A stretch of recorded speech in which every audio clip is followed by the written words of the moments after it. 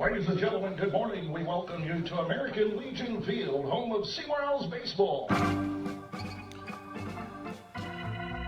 Well, it's been a while since we've been able to hear that here in Jackson County, as things are kind of at a standstill here at the old ballpark. Good evening. We welcome you to tonight's Facebook Live, as we'll have Seymour Owls Baseball coach Jeremy RIchey joining us here this evening, as we'll talk a little bit of Owls baseball here with the coach. A lot of things to cover here this evening as you join me here in the basement studio, and it sure is good to have you along here tonight. A lot of listeners here jumping in, and we'll just get right to it as Coach RIchey on the line. Coach, how you doing tonight?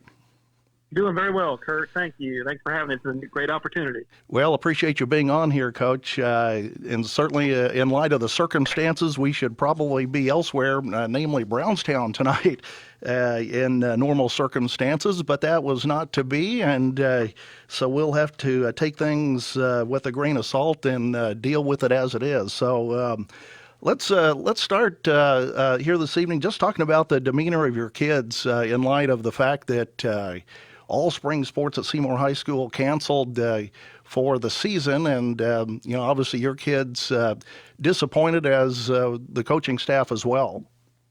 Yeah, they really were. It's it's one of those things that you saw it coming. You just kept hoping that something would change it, and then when the news came late last week, it was really tough. And talking to some of our young kids, there's disappointment there because we've got a good young group of kids that just need to be on a field this year. And then when you have 8 seniors, those upperclassmen were just crushed. And, like I said, it's one of those things you try to prepare yourself for, but as the time got closer and closer, you started to see all these other cancellations. It was just kind of waiting on that call, but it still doesn't make that call easy when you have to make it. Well,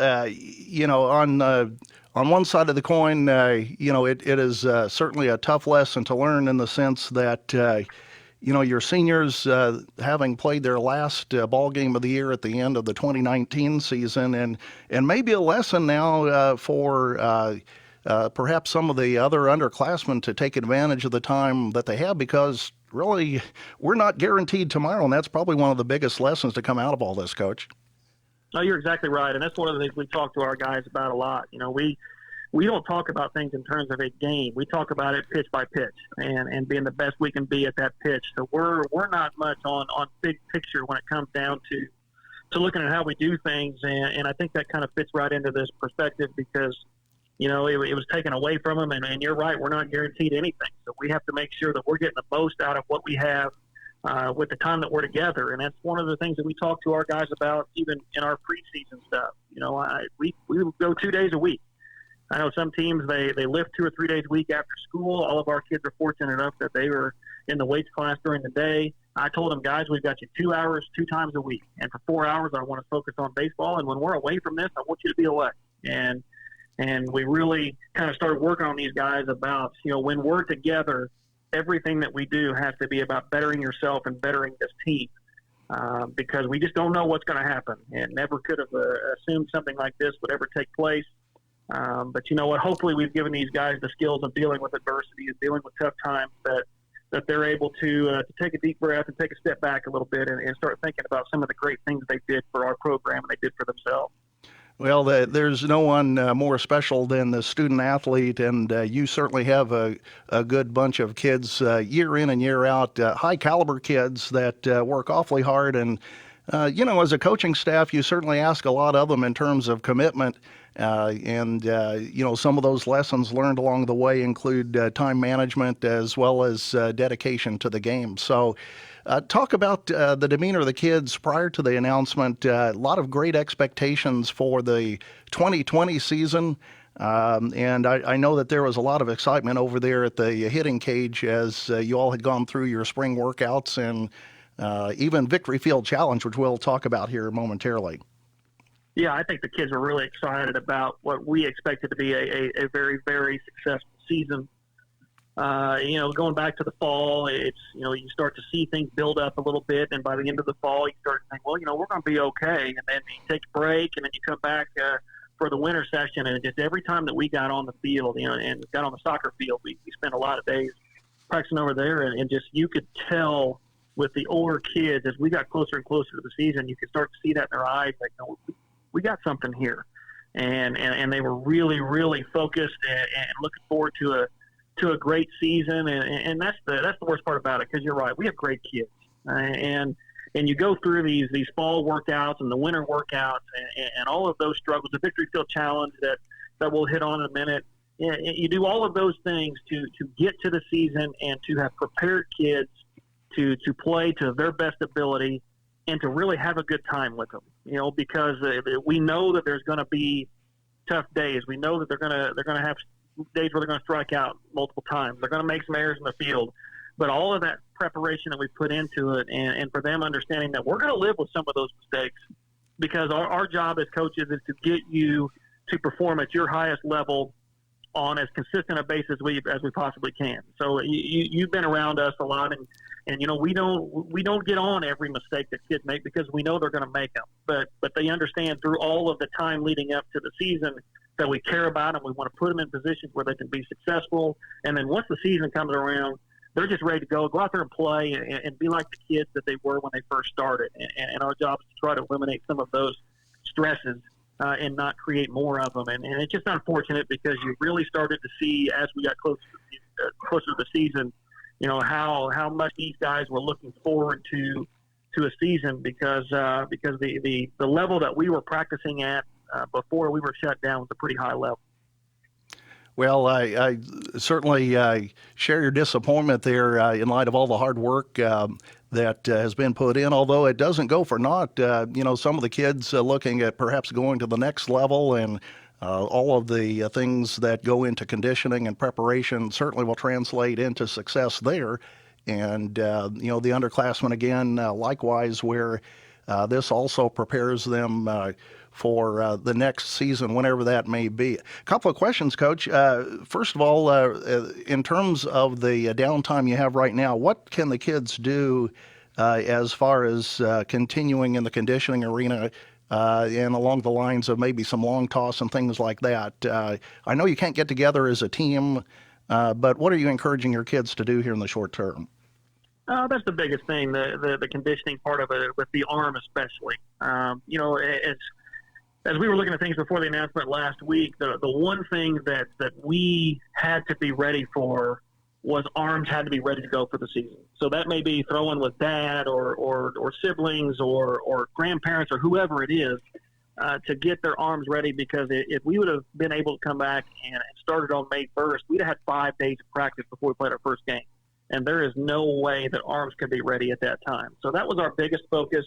And then even now, kind of shifting gears to more about their development and their, hopefully they're going to get some games in the summer, whether that means that we can get some games together or some of them play travel ball, that they have to continue with the arm especially, and the body too. We don't want to sit around eating all the time, but the arm is the biggest factor for us, because your arm that's where you get hurt. And when you get hurt in the arm, you're talking about extended period of time out. So up until they shut everything down, I know that some of our seniors had some guys out. They went to Freeman Field a couple days and were doing things.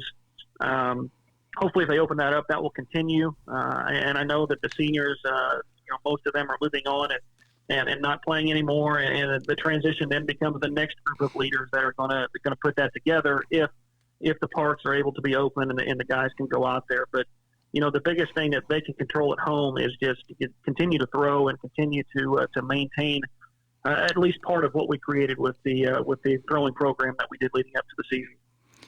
Well, in the interim here, obviously, it's kind of a wait and see scenario that's developed here. You touched on this a little bit as far as summer ball. What do you see as the opportunities out there for these kids, and have you been contacted by some of the area high school coaches to maybe reload and look at maybe doing some kind of a tournament or a few games that might include some of the seniors? Yeah, right now everything is on the table, and I am fortunate enough that I'm the second vice president of the State Coaches Association, and we actually had a Zoom meeting last night, and that was a big part of the discussion. And we're going to need some help on that, because the IHSAA is going to have to back off some of their some of their rules to allow the seniors to do something. But that was the biggest part from the whole executive council, that we want to be able to somehow, some way put something together that will allow the seniors to have some time on a field when everything gets opened up. And we don't know if that would be June. We don't know if it'd be July. But, if we can get that to work, I know that we had that conversation last night. On Saturday, all of the Hoosier Hills Conference coaches were texting back and forth, and we're looking at how we can get something for those guys, because as much as we worry about development and the younger kids, at this point, that's not our focus. Our focus is trying to put something together to allow the seniors to get on the field with what it was supposed to look like for this season. And because we've got fall and we've got winter to get the young guys ready, and obviously that's not ideal, because we want them to be on a field so we can start looking at pieces for next year. But anything we're able to do this summer, I'm going to start with the idea of what can we do with the seniors, and if we can play a couple games with them and allow them to have a senior day on our field in a summer game that really doesn't matter the outcome. If that's what it ends up being, that's great. And if we get that in, then we'll start talking about playing some of the teams in the area to start preparing for the 2021 season. But the whole executive council and the whole Hoosier Hills Conference coaches, our main focus right now is how can we get those seniors on the field before they go off and go on to college.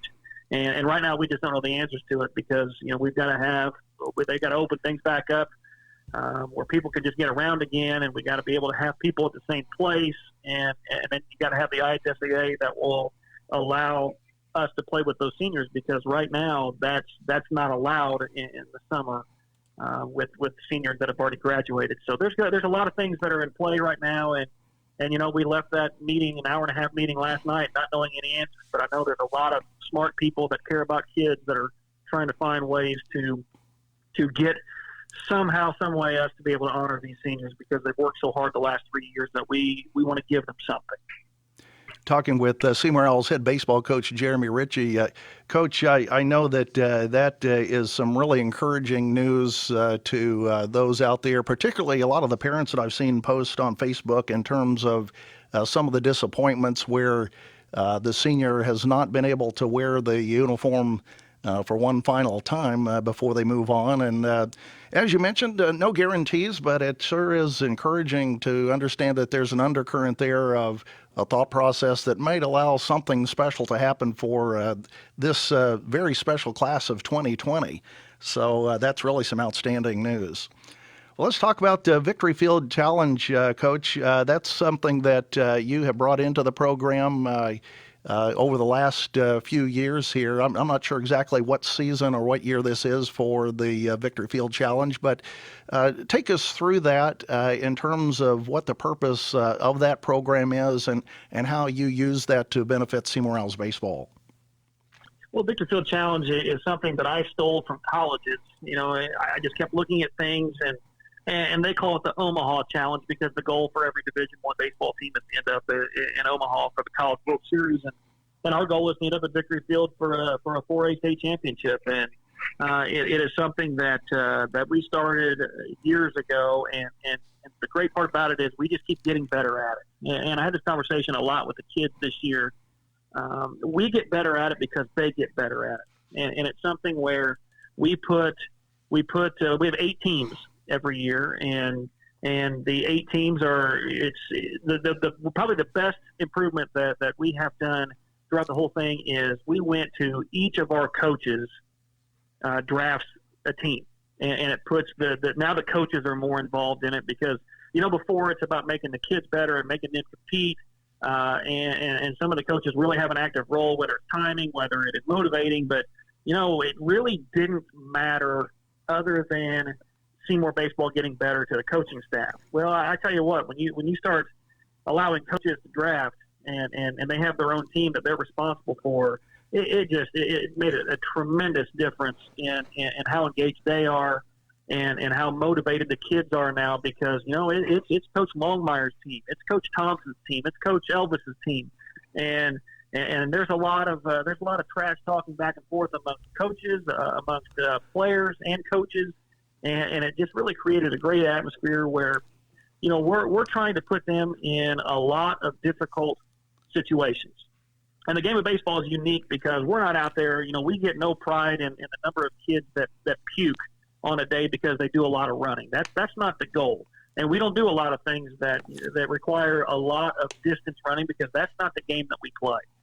And one of the things that we do is, you're going to have full recovery time by the time you do your next event. And because, we're going to play a game, and for 15 seconds, we've got to be our best. Well, at the end of that 15 seconds, we're going to get a break. So we can refocus, we can take a deep breath, and then we're going to go again. So we've tried to make it as baseball-like as possible, doing physical activities like flipping tires. And one day we go to the pool, and Coach Boggs, he's the best. And Coach Boggs, he keeps getting better at the different activities that they do on the day in the pool. We go to the weight room one day, and there's a lot of neat activities in the weight room that, once again, it's not, can you power clean 250? It's a lot more of, you've got 60 seconds to do this lift, and based on how well you do, the seniors are going to always do the heaviest weight, all the way down to the freshmen are going to do the lowest weight. And you're going to have to, 60 seconds is a long time when you're benching or when you're squatting or when you're doing pull-ups and things like that. So you're going to hit a period where you're going to get tired and you're going to want to quit. But you got a whole team that's relying on you to do well, and they start to push that wall a little bit, move that wall a little further down the line, and that way, because our goal is to play when it's really hot in the summer, and I know back in 2012 when we played New Albany in the semifinals, and they got Josh Rogers on the mound, and he's throwing 90 miles an hour, and we find a way to win that one, and then they put us in an auxiliary gym with one fan, and it's like 98 degrees out. And we got to go out there and play Jeffersonville in the sectional championship. Those are tough times, and we need to create tough people that are not intimidated by being a little bit uncomfortable. And that's the whole goal of the Victory Field Challenge, to make them uncomfortable and to bring them all together. And I just think that this year was the best we've ever had, and a lot of it has to do with the way the kids responded and some of the new activities that we did, as well as just getting those coaches involved the last couple of years and making that competition that much greater.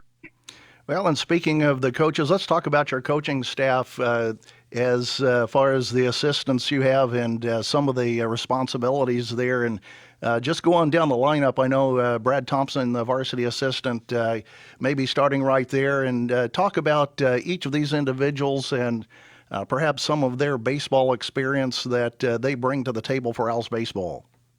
All right, that's great. These are my guys. I think I got the best staff in the state. And it starts with the idea that we have a big staff, and we have a big staff because I'm a football guy at heart, and I understand how you divide up responsibilities, and these guys do their job, and they're responsible for it. They understand how we want to play the game. My job is to set the culture and set the way that we play, and their job is to make each of their guys better within their groupings. And Brad's a graduate of Seymour High School. He played baseball at Seymour. Brad is our catching coach, and Coach Hinkle, who was with us our first 7 years, when he got out and made the step towards administration. I'm trying to figure out who's going to be our catching guy, because that's a very important role for us, because the catchers are going to run the game. They're going to be the ones that are making all of the calls on bunt defenses and making sure that we're lining up in the right places. So it was very important, and Brad has taken that over, done a great job with it. And then you've got Coach Elvis Hernandez. What can you say about Coach Elvis? Well, let me stop you right there, because Coach Elvis, number one, he's a character, but he's got a heart of gold. One of the first times that I met Coach Hernandez actually was on the old reserve field. He was playing some long toss, maybe with another player or whoever. The guy was throwing it from like Airport Road to, Brookhaven or something. And the ball didn't get like 8 feet off the ground all the way. And so that really got my attention there, as far as just the pure athletic skills that he had earlier as he joined the Seymour Owls baseball program. So I just had to interject that, because whenever I think of Elvis, I'm thinking of what a gun that guy had, and certainly some of the pro experience he had. I know you'll touch on that, Coach. Well, I tell you what, we've done a lot of really good things on that field since 2012, but I got to be honest, the most impressive thing I've ever seen on our field was Coach Elvis and his nephew, who was playing minor league ball at the time for spring break right before he left to go report. I think he was maybe over in Japan at that time, and he came to practice, and those two, their long toss session was the most impressive thing I've ever seen on the field at Seymour High School. And when you watched his nephew do the dynamic stretches, you went, "Yep, that guy, he's pretty good." But Coach Elvis comes from a great pedigree. His family, I mean, obviously you had his nephew who minor league baseball player. His cousin is the opening day starter for the Marlins last year. I think he was opening. I know he pitched for the Marlins, but I think he was opening day last year, if not the year before.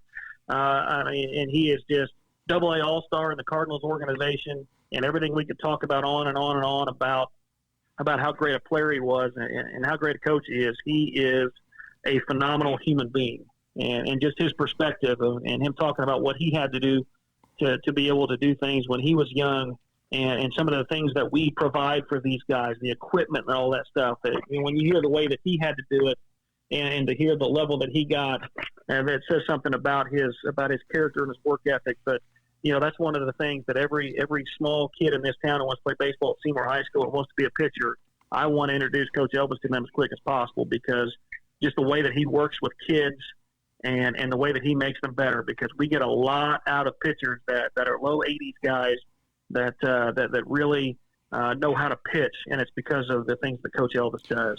Well, and in addition to that, you're, from a personal standpoint, your pitching history at the college level, the combination of both you and Coach Hernandez, really with the kid's health and his, in terms of arm strength and doing all the things right that really doesn't damage the athlete, that certainly is paramount, and that's probably inherent in your experience at the college level, and certainly Coach Hernandez doing things the right way from a pitching perspective.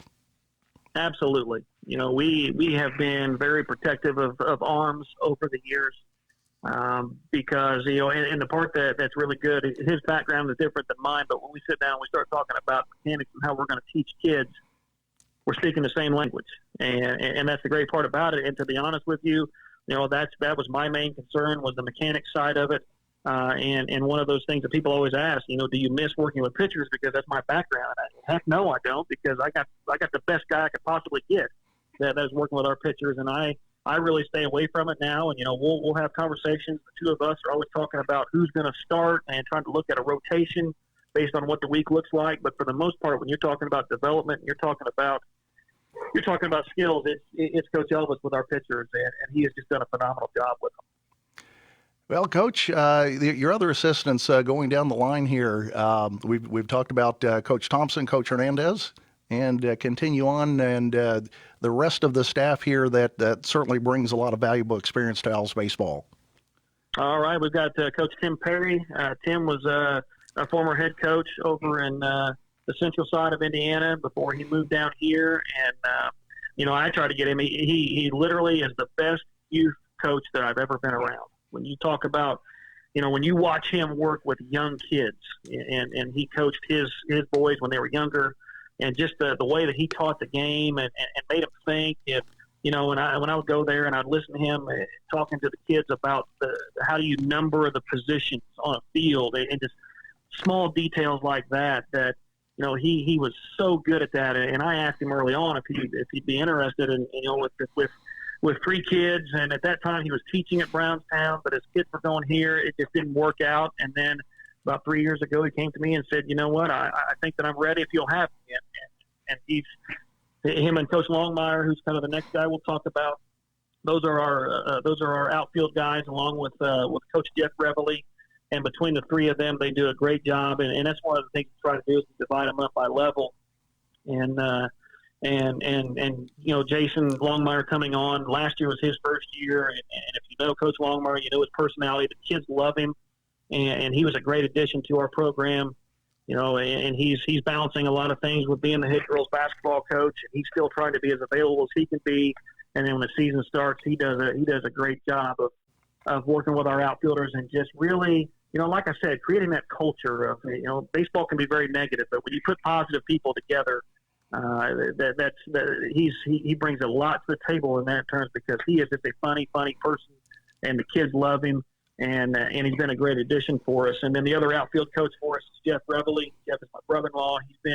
He's been with us for a long time, and he does a great job. Him and Coach Logan RIchey. Logan his first year was going to be this year. Those guys are going to coach our purple team. We don't talk freshman, JV, varsity. We talk about purple, black, and then varsity, because we have so much movement back and forth between purple and black, and it allows a lot of flexibility without, you start talking about freshmen and JV, there's a hierarchy, and that's not what we're about. We're about getting kids on the field when they need to be on the field. And on the lower levels, we don't worry about who the competitors are. We just worry about making sure that our guys are on the field at the right time. And Jeff does a great job with that group. He's extremely kind-hearted. He works hard. The kids really enjoy being around him, and he does a really good job for us. And then I've got some family involved with my brother Justin. He's a chemist out at Lynette, so he can't be there all the time, but he does a great job working with our infielders. He was a first baseman. He went on and, was going to play. He played his freshman year of college football at Franklin College. He was going to play baseball and ended up having a heart condition that shut him down completely. But he was a first baseman, so he does a lot of work with our corner guys. And like I said, he would like to be there more, but his job doesn't allow him to be there as much as he wants to be there, as much as we'd like him to be there. But he does. He helps out our corner guys a lot when he's there.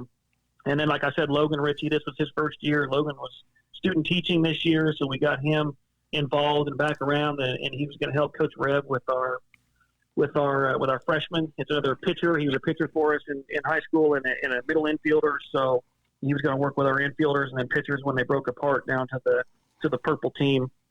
And then just a couple other guys that are really involved in our program. Lou Duncan, Lou has been our statistician since before I was even the head coach, and I keep telling Lou he's got to stick around as long as I do, because he sure makes my life a lot easier. I can have stats emailed to me right after the game is over, and I always have everything that I need when you start talking about all conferences and all states. But Lou does a great job with that. Well, let's talk about Lou just for a minute here. As he as you mentioned, does all of the stats for Owls baseball, and usually at your side in the dugout down there. Jay Hubbard doing the play-by-play on WZZB radio, and myself as I do the PA. We may go back and forth in questioning whether or not a particular ball is a hit or an error or whatever. Lou doesn't mess around. He's pretty hard on those kids out there. He doesn't give many gimmies out there, does he? No, he does not. But he's gotten a little better over the years, because now he'll kind of say, well, what do you think?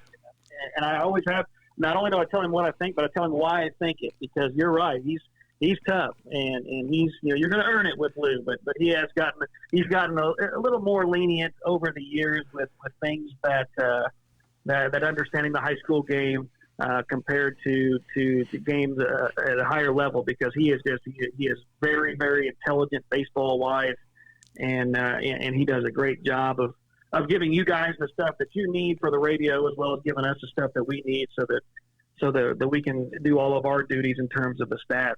Well, I know Lou was a player in his day, and he knows the game inside and out. A little bit of good-hearted ribbing there on our good friend Lou Duncan. So we do appreciate everything he does, particularly from the broadcast side, as he really does a nice job of getting those numbers out, particularly for Jay, as again, he'll continue bringing you Owls baseball on WZZB when we're able to resume there.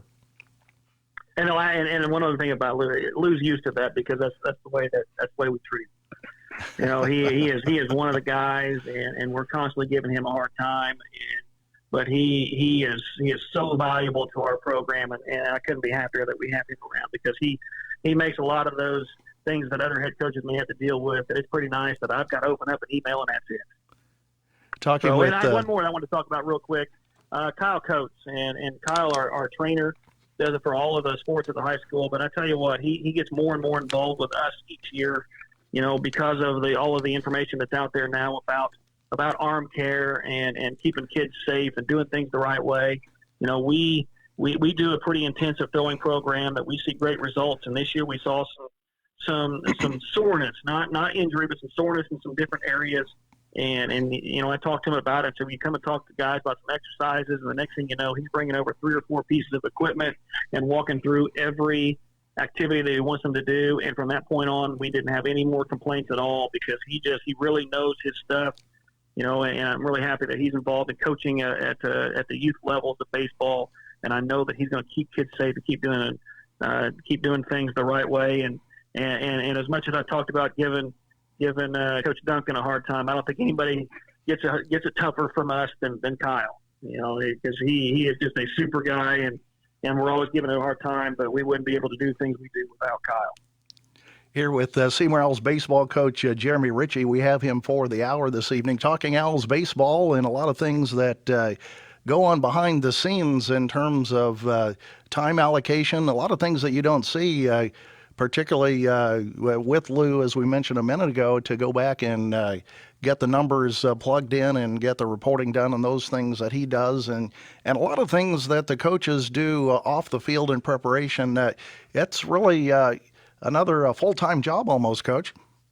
Yes, it is, and that's one of the things that as much as I talk about the culture and how we like to have a good time, and I wouldn't trade any of my guys for anybody, because we make things work with all of our unique skills we've got. But they all know that we're going to do things the right way, and that requires everybody buying into their responsibility and doing the best to their ability, because they're going to have a lot of freedom in how they do the skill development that they're going to do.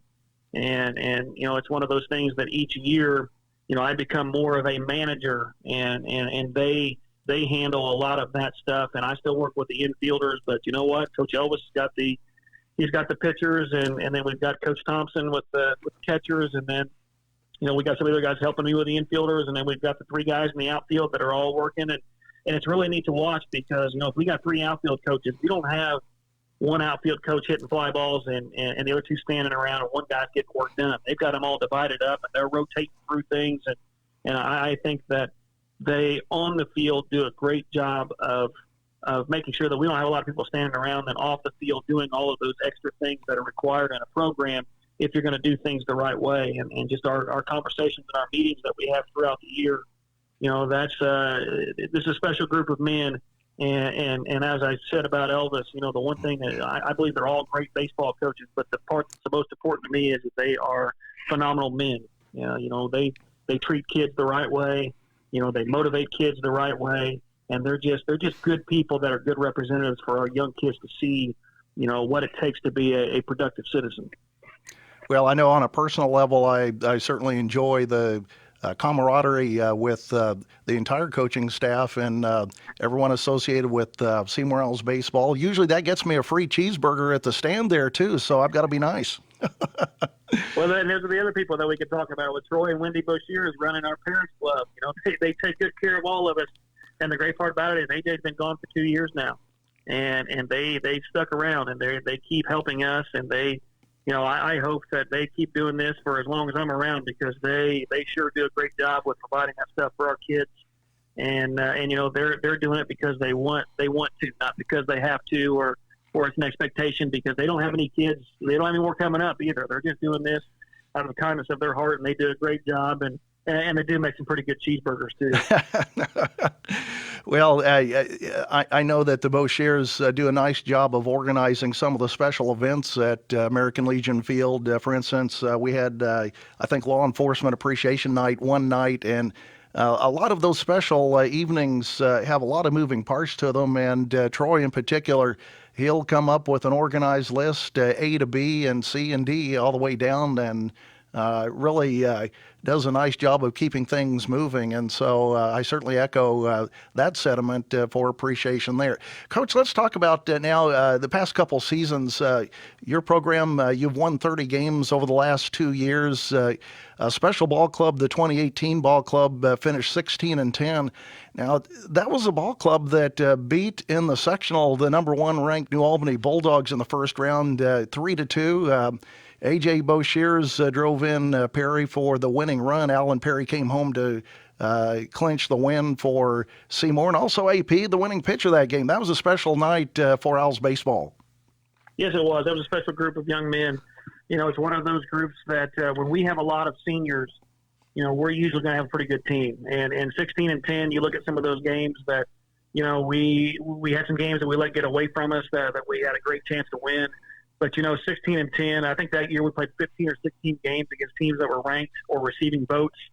And that's one of the things about our schedule. It's really tough. And that's why we performed pretty well in the sectional as we get down the end of the season, because we had been challenged. And that group really bought into it. And, man, what a special day that was with the win against New Albany, because it took timely hitting. And that's what I was talking about with what Coach Elvis gets out of our pitchers. Allen goes 9-1 that year, and Allen probably tops out at 83 miles an hour. But he just knew how to pitch and trusted his stuff and had a lot of confidence, and to hold that lineup down to 2 runs. And then, AJ had a couple big hits that game. Michael Connect comes up there, and I remember quite well they threw the Rudy kid that had originally committed to Purdue and ended up going to USI.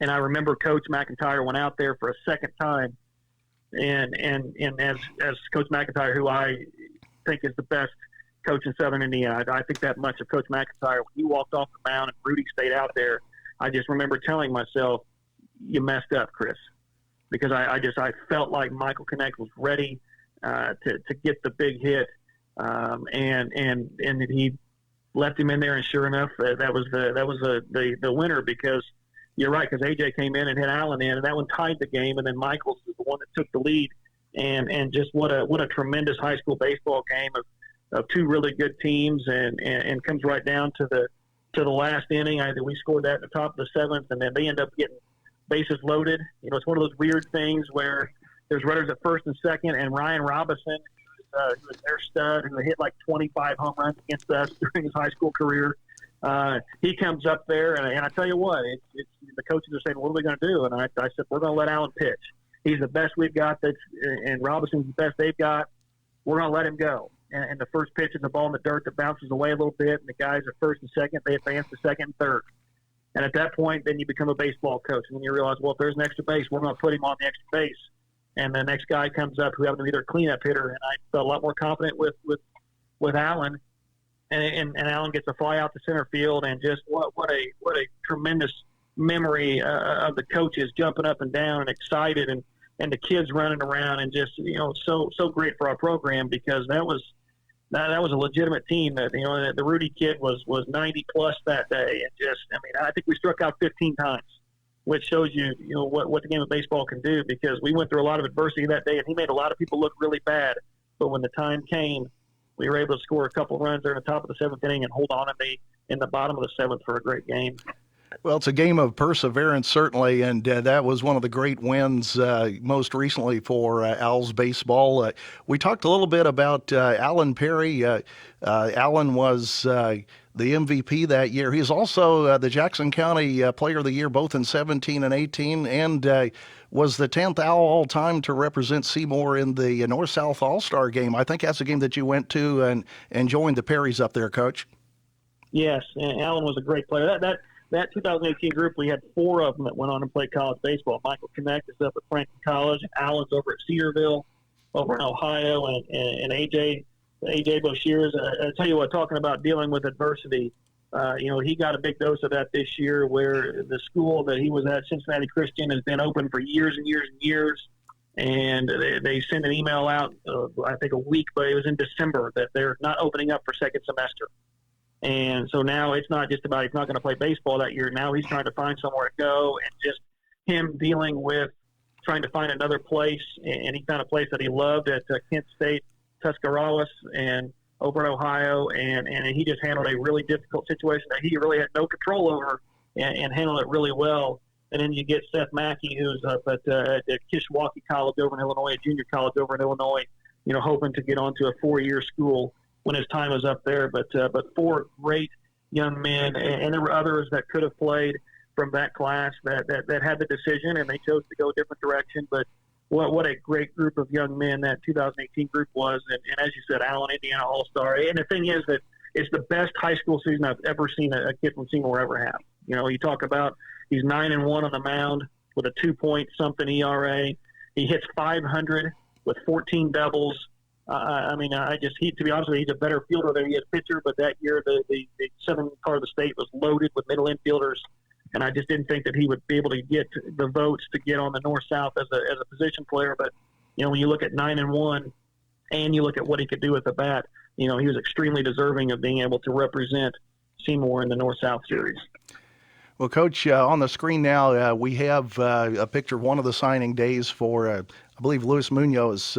We have his signing day on the screen right now, and that's something that you've had some success throughout the years in getting our kids to the next level, sending multiple players from that 2018 team, also the 2019 team. I know that several were sent on to the next level. Hunter Albrand comes to mind, goes on to Hanover, and I think a few others there that you might want to speak about from another successful ball club in the 2019 team, going 14-11 on the year.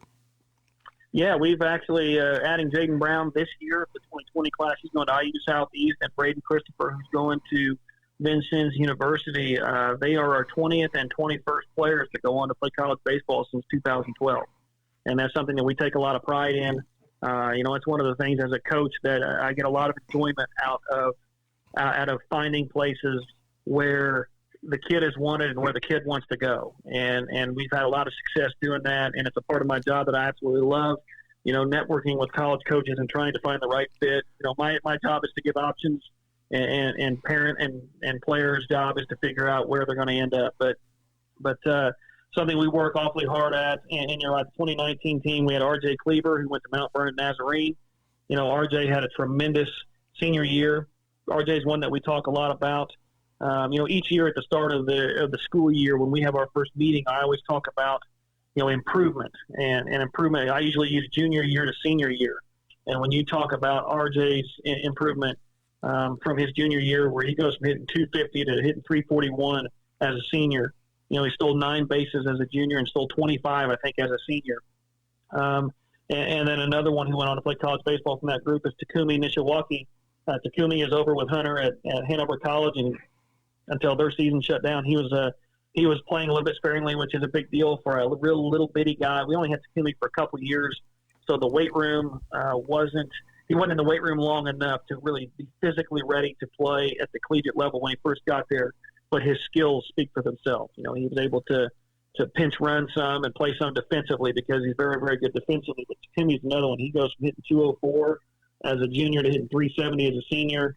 And he went from 4 stolen bases to 22 stolen bases from his junior year to senior year. And that's one of the things that I always have a list of guys from their junior year to their senior year and the improvements that they had. And all of those guys, they did a great job because they bought into the process of player development. Well, a special player on last year's ball club comes to mind. The big stick, Jake Roberts. He was on track to possibly be the all-time home run leader for Owls baseball. Certainly that is taken off the table now. I believe he had 9 home runs last year. He had a big walk-off home run. I think that was the Madison game. That walk-off grand slam, that was probably one of the most electric moments in my time at American Legion Field. And just what a great kid, a strong kid.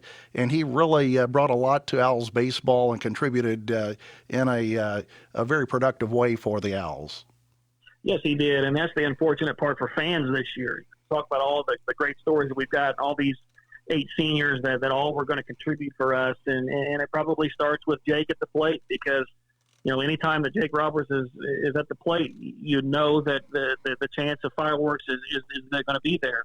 I remember a game over at James County last year where, the one thing I told Jake is you're going to swing the bat hard. I don't want check swing bloopers. I want you swinging every time you swing the bat, it's going to be with full intent, and we're going to live with whatever the results are. And I remember in one at bat over at James County, he swung so hard that he fell forward and almost went to the ground, coming out of the box forward, and the James County dugout kind of starts laughing.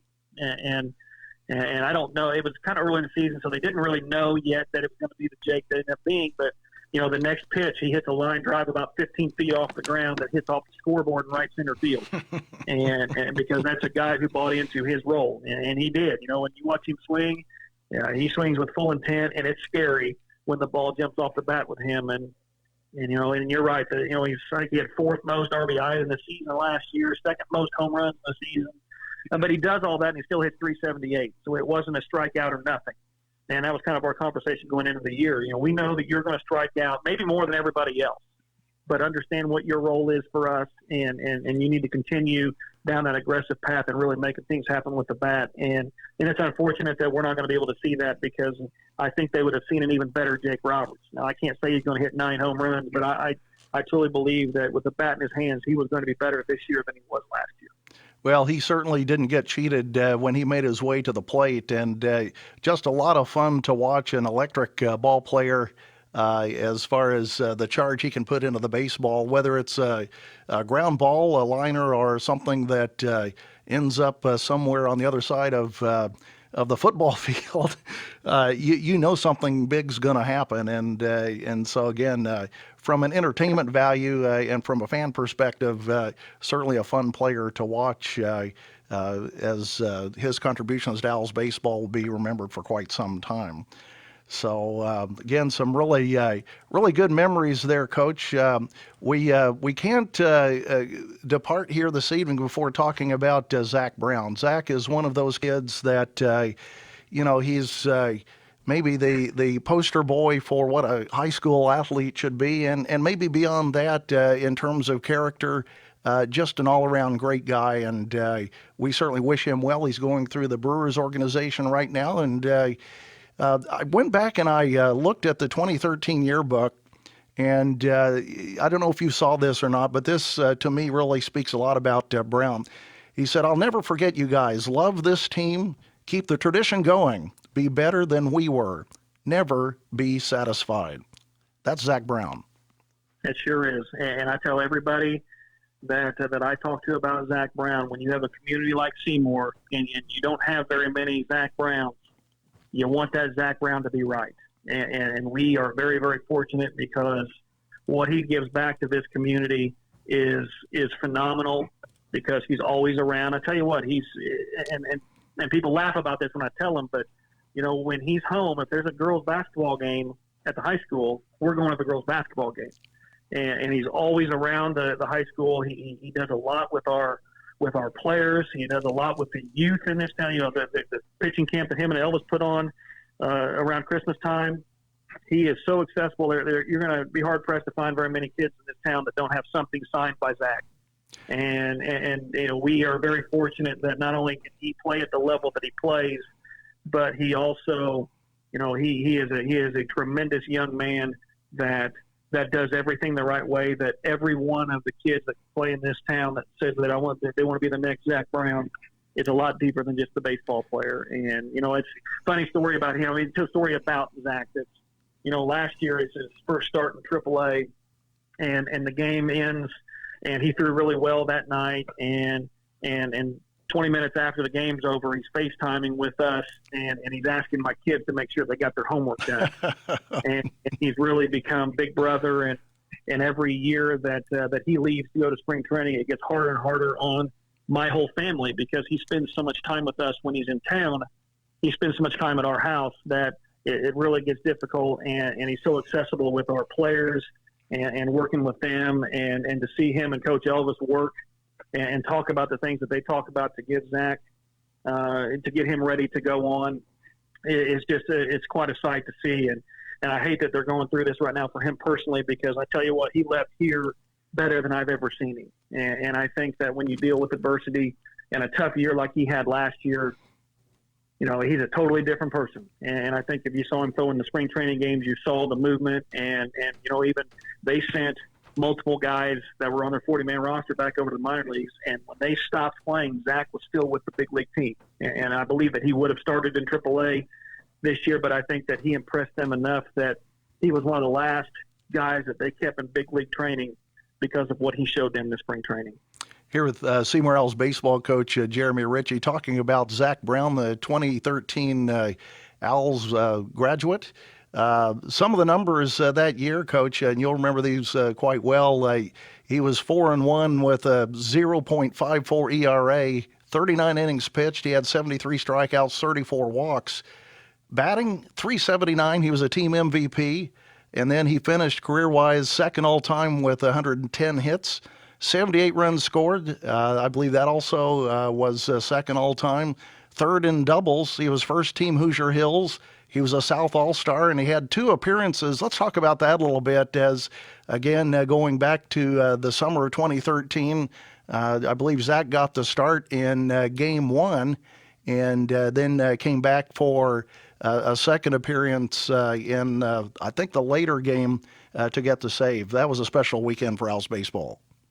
Yes, it was, and he was a big part of that. And talking about some of his stats, it's as phenomenal as they were. If you understood that we had 5 catchers catch at some point his senior year, and it was rough at times because we've got this kid who was throwing 92, 93 that year, and Johnny Rivera was our starting catcher, and he popped a thumb early in the season. I think the New Albany doubleheader that year, and we had 4 other people, Zach included, was one of those 5 catchers. And when you're a kid who doesn't catch a whole lot, and then all of a sudden when we have an arm like that, you got to be behind the plate. I know that Jansen Bloom and Seth Gorman and those kids really had to step up and do the best they could with that. And the frustrations that go along with, the pass balls that happen because of that. And then Zach tries to strike everybody out, which then elevates his pitch count and a lot of things that were out of his control that as a high school kid, they're really tough to deal with and to still have the results that he had.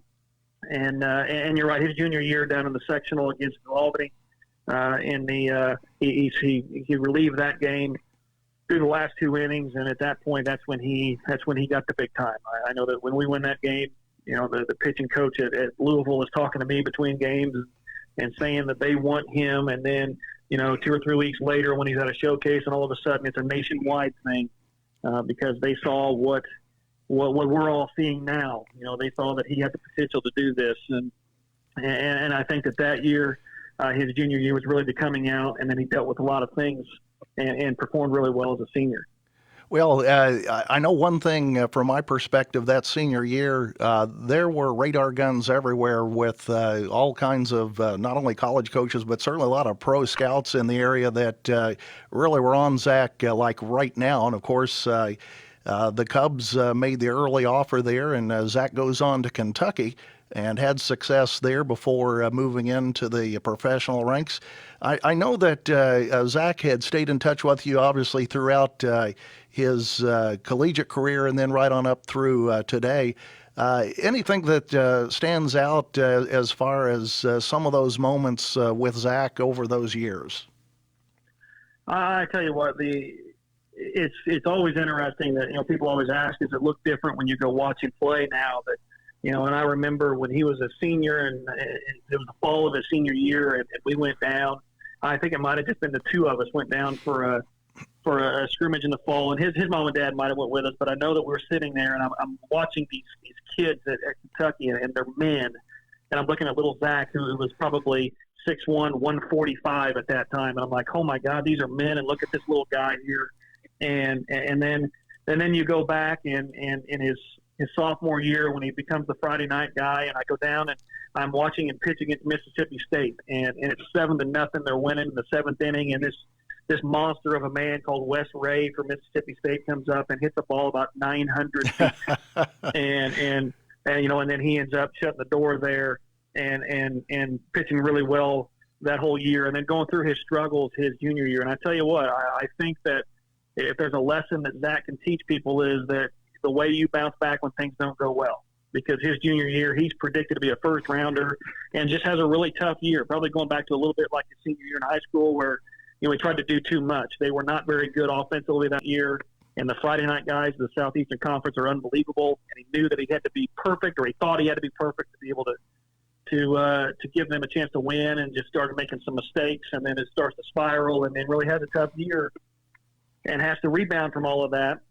And then going and seeing him the first time at Bowling Green when he made it from a rookie ball to low A with the Wisconsin Timber Rattlers. We drove down and saw him. He didn't pitch that night, but we got to see him down at Bowling Green, and to see him the first time in professional uniform was weird, And then we go down. He goes to Double A, and my family takes a vacation down there, and Jeff Nicholson goes with us and his son. And then all of a sudden you've got the Perrys and the Reasoners.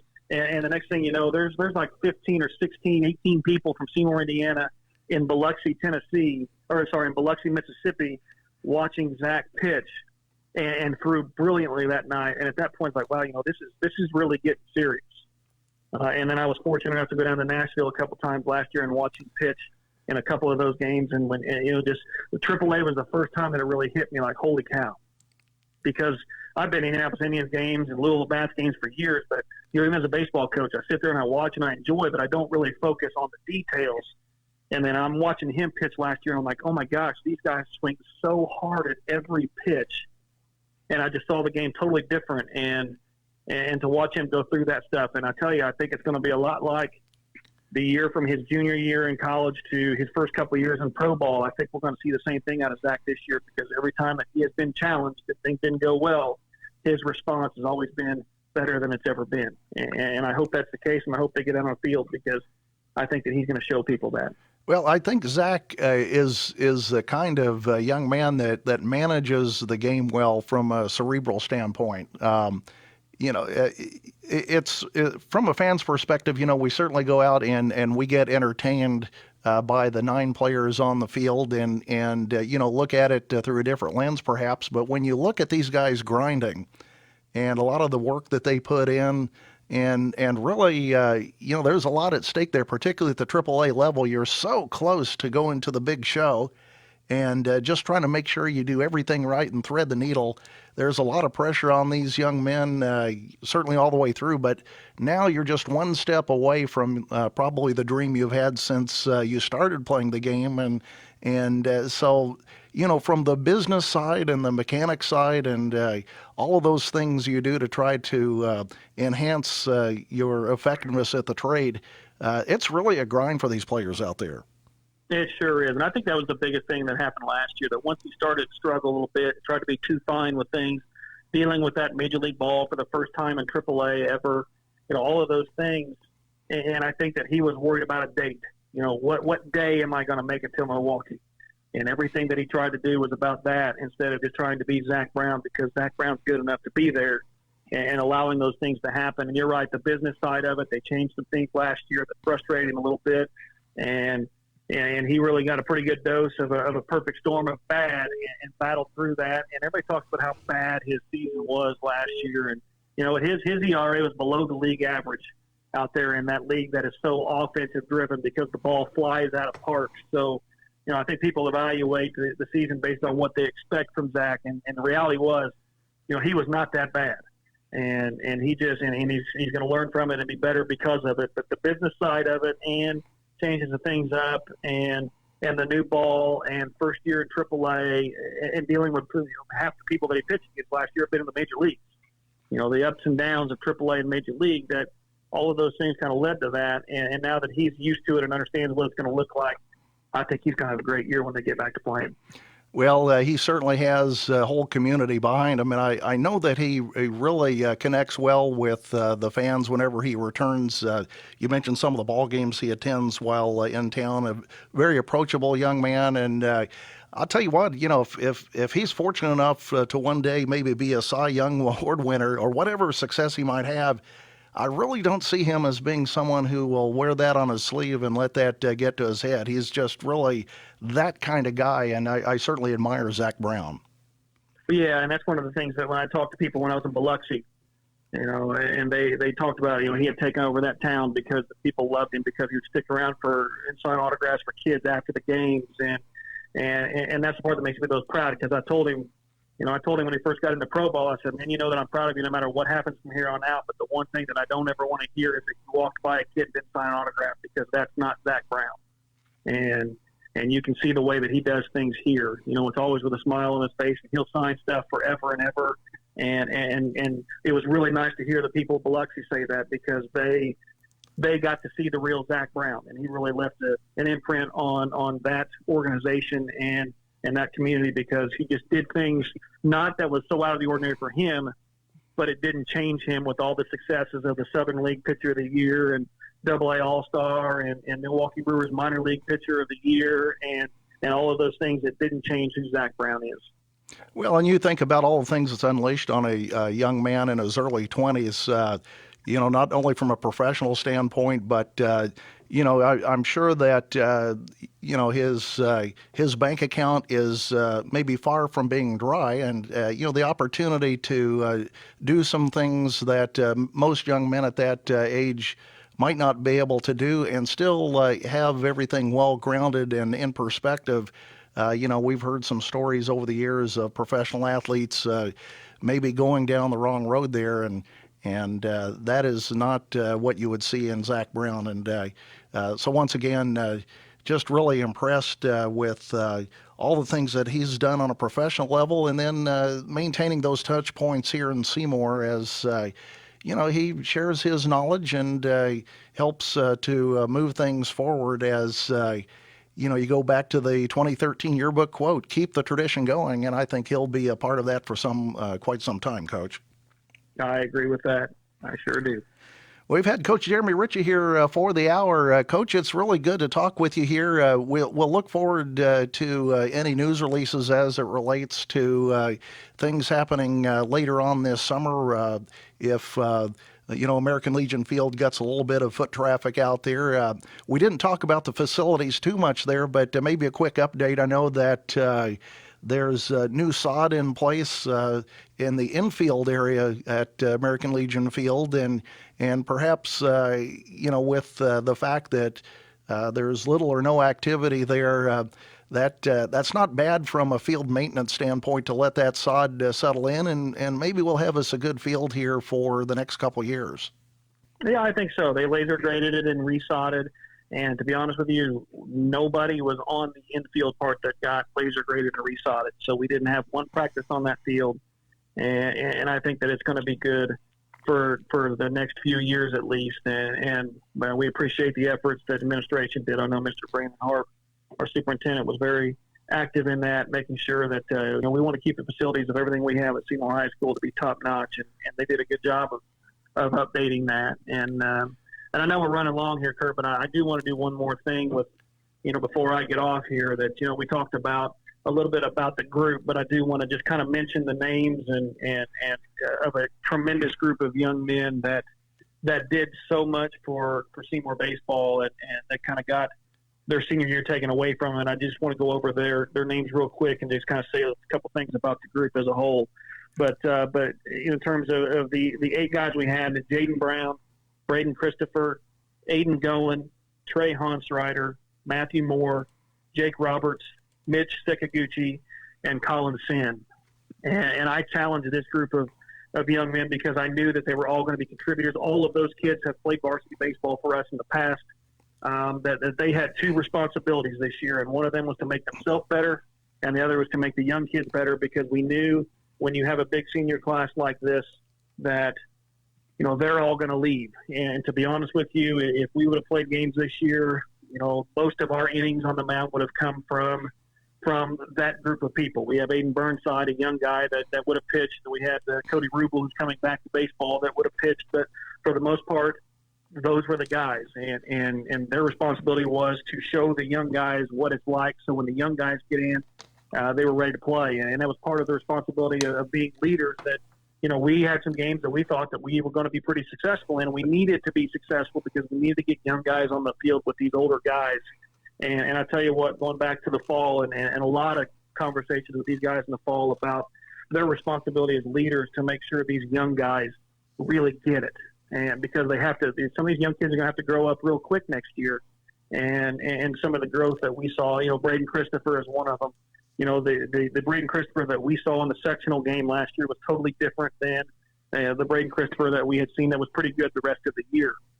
And Jaden Brown, doing a great job of pitching for us and giving us innings and playing in the outfield.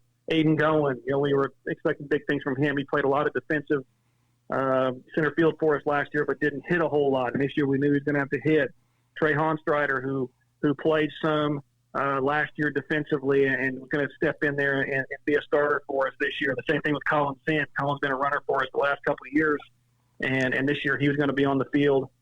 full time. And we talked about Jake already. Matthew Moore, another great player, been 3-year starter at shortstop for us, and middle of the lineup guy, and been really active on the mound for us as well.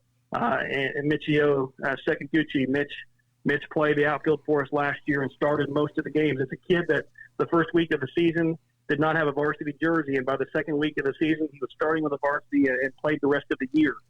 It's kind of the way that he came to the season. Once he got there, he played big.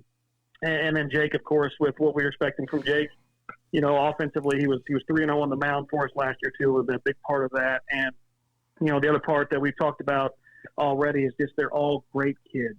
It's going to be tough not being around them because of the character that they all have and the enjoyment that we have.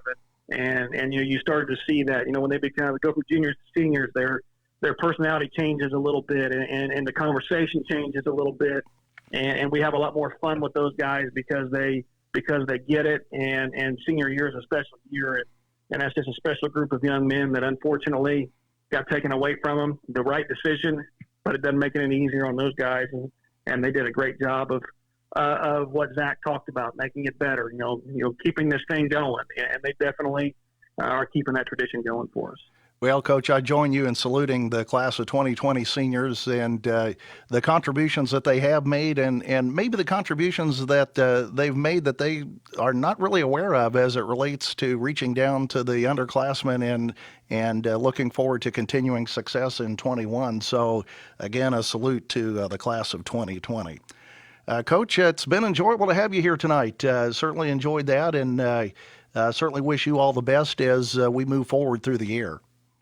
Curt, I thank you, and you do a tremendous amount. You hit on Jay and the extra things that you guys do to make the culture of Seymour baseball, and that's one of the things that all of the conference coaches talk about. They love what we provide here because of the atmosphere that we provide with radio. We're on the radio all the time, and then what you do with the atmosphere at games. We can't be any happier with you guys and what you do for us, and more importantly, you're a great friend of mine, and I appreciate that. Well, Coach, feeling is mutual, and certainly appreciate that. Go Owls. Coach Jeremy RIchey with us tonight on Facebook Live, and we certainly appreciate you joining us this evening as we go through the springtime here as we kind of transition into some dialogue and take that opportunity to talk some Owls baseball. So, again, thanks for joining us tonight online, and a special thanks to Coach Jeremy RIchey, who's joined us here on the Sports Page Live. Once again, good evening, and we'll talk to you soon.